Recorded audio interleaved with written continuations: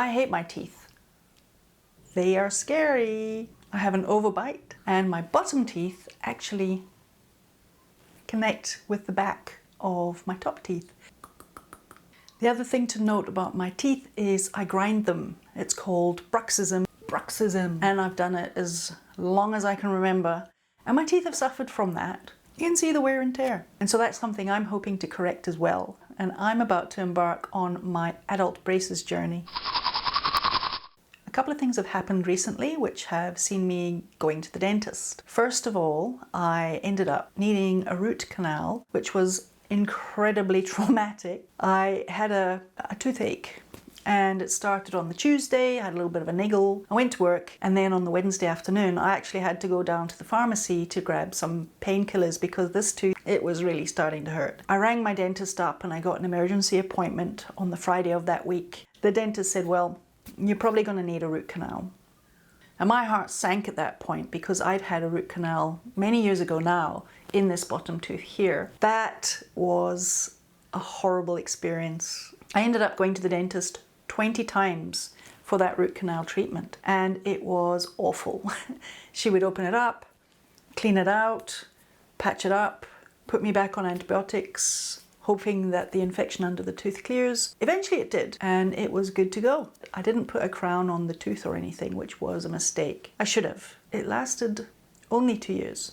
One day I was walking to university and eating a sandwich at the same time. It was a tuna salad sandwich actually. It was seeded bread, and I chomped down and cracked the tooth. I remember feeling a jolt, hearing a crack. I had no pain, but I knew there was something really wrong with the tooth. When I went to the dentist, it was irrecoverable and the tooth was extracted. Mistake number 2 was I didn't actually replace the tooth, and so I've got this big hole on the side of my bottom jaw, and it's not really bothered me. But the other thing that's happened is that lonely molar at the back has slowly tipped into the hole, so it's at the funny angle. So my history of root canals had me really worried about this tooth. It only took 3 visits to the dentist to actually do the work on the root canal. However, I also have an intense fear of needles.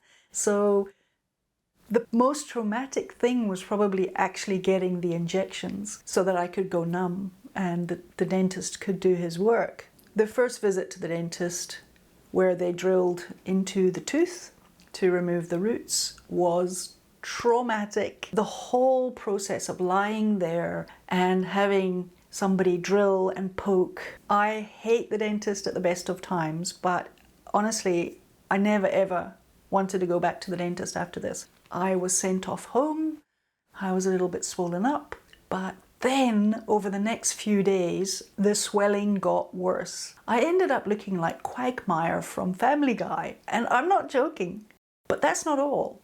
The whole area bruised really badly. I've never had this happen to me before, but I had to go back and have the 3rd treatment. This time, luckily, no terrible swelling and also no terrible bruising. The dentist didn't tell me to not eat anything hard. He said, well, I need to come back for a crown. I guess I should have used my common sense, but would you believe it? I was eating a sandwich, and this time it was sourdough bread, and if you know sourdough, it can have a really crispy crust, which is super delicious, but bad for your teeth. My tooth, just having had the root canal, was vulnerable because it hadn't had the last stage, which was the protective crown put on the tooth. And what happened? The tooth snapped in half. So I was devastated because I knew what was coming. The tooth is going to have to come out, and I didn't want to lose another tooth. So I ended up going to the dentist, and he said he couldn't tell if the tooth was cracked. And I'm like, but I kind of know the tooth is cracked. From my experience from my previous tooth, the signs were the same. The snapping noise. I was 100% convinced that this tooth was cracked. My dentist wasn't convinced the tooth had snapped in half. I was about to go on holiday to Egypt, and I didn't want to have my tooth extracted before I go. The dentist made it more secure. He said the tooth could probably last a year, maybe 2. The fact that I didn't have to have the tooth extracted was a big relief after the trauma that I'd already been through with the root canal. And so I went off to Egypt. It was the last day of the trip. We were walking around the Sphinx, actually within the enclosure of the Sphinx. Our visit to the Sphinx actually coincided with lunch, so our tour guide went and organized us some Egyptian sandwiches. It's called hawauchi, and it's essentially a flatbread stuffed with mincemeat. I was chomping down on my hawauchi, it was delicious, and then there was this almighty crack and a jolt in my jaw, and I was shocked. And it was so loud that the person that was walking next to me was like, "Whoa, what was that? Was that your tooth?" And it was my tooth, this side.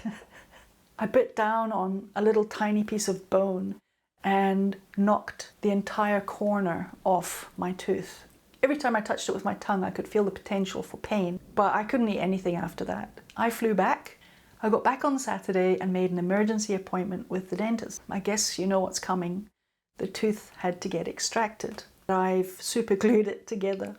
I didn't do a very good job of super gluing it, but there it is. Maybe I'll make a necklace out of it.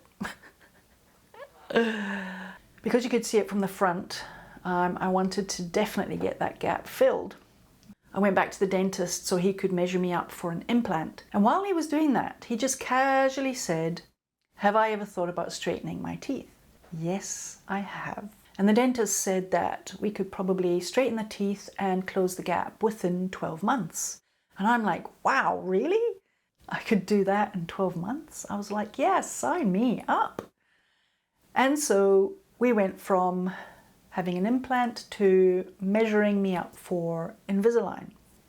So he scanned my entire mouth and was going to send the scans away, and then obviously I would get the Invisalign trays.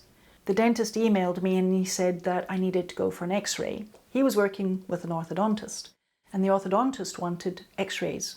And then I started to think about this. If he's going to an orthodontist, why don't I just go and speak to an orthodontist directly myself and understand the process that I was going to go through a little bit better? I went to one of the orthodontists near me that was offering a free consultation. Straight up, the orthodontist said whether I got Invisalign or even braces, treatment time was going to be 2 years, not 12 months, as my dentist had already said. It was completely eye-opening having a chat to the orthodontist. But also speaking to the orthodontist, like she gave me all these different options. She said to me I could get the Invisalign, but in order to close the gaps, Invisalign wasn't going to be able to do that because these gaps are pretty big. I also spoke to the orthodontist about the fact that I had this broken tooth in my jaw, and if we started to move my teeth with Invisalign, what is going to happen to that tooth? And the orthodontist said that if this tooth is broken, we can't go around moving it, because imagine if you're trying to move the tooth, one root's going to go this way, one root's going to go that way, and the tooth is just going to snap in half. So the orthodontist said, well, you know what? It's best to have this tooth checked up properly. And I ended up going to a prosthodontist.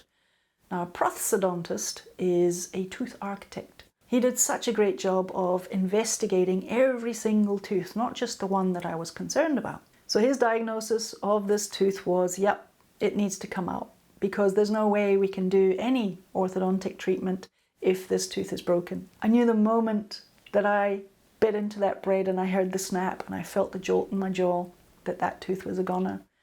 So I just had to go ahead with it. But I decided I'm not doing this under local anesthetic, hearing all the noises and feeling all the tugging. I didn't want any of that.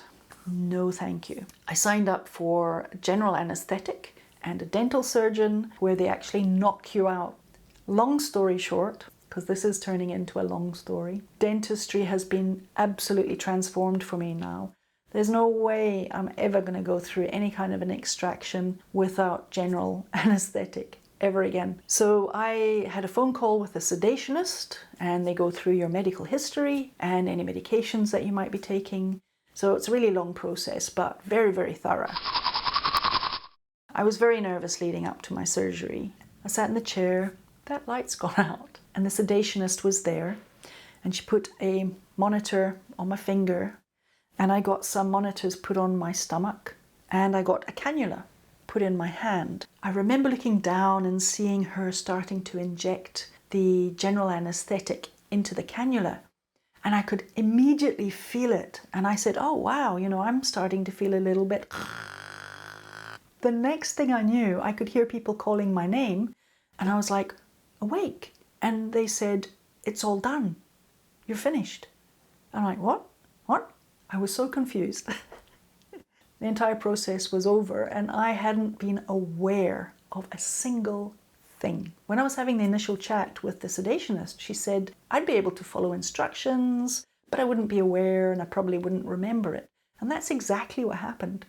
I don't remember a thing. It's just a blank. The dentist asked me if I wanted to keep my tooth and I said, yes, please. And here it is. Pretty gross, but there it is.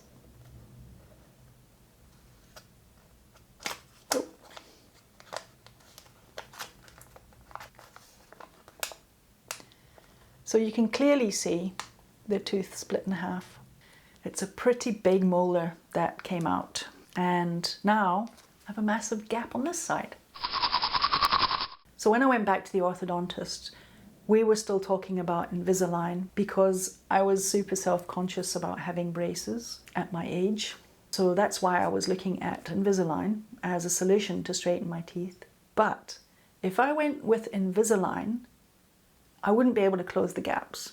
So I would need something which is called a Benny slider. A Benny slider is an appliance which gets screwed into the palate of your mouth and you have bands around the back of your teeth and you can slowly close the gaps. And when she said it screws into the palate of your mouth, I was like, no thanks, I'm not having that.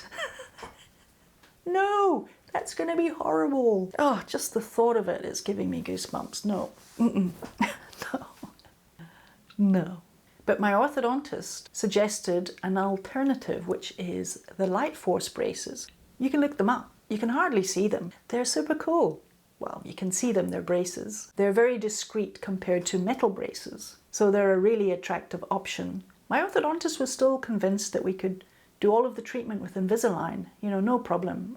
But I'd have to get the Benny slider first. I would have to have this Benny slider in for 6 months minimum, and then I would get the Invisalign trays. I mean, my orthodontist was very patient with me, and I'm answering all my questions because I had a lot. And I just said to her, if these were your teeth, would you go with the Benny slider and the Invisalign, or would you go with the braces? And she said to me, well, I'd probably go the braces because she can control the roots a bit better with the braces than with Invisalign. And I said, okay, great, I'm going to go the braces. So after all of that, I've made my decision. I'm going to get adult braces at the age of 54. Goodbye to these. So I'm so excited. It's going to take 2 years, but that's okay. For all of the people who have gone through braces, if you've got any advice, I'd love it.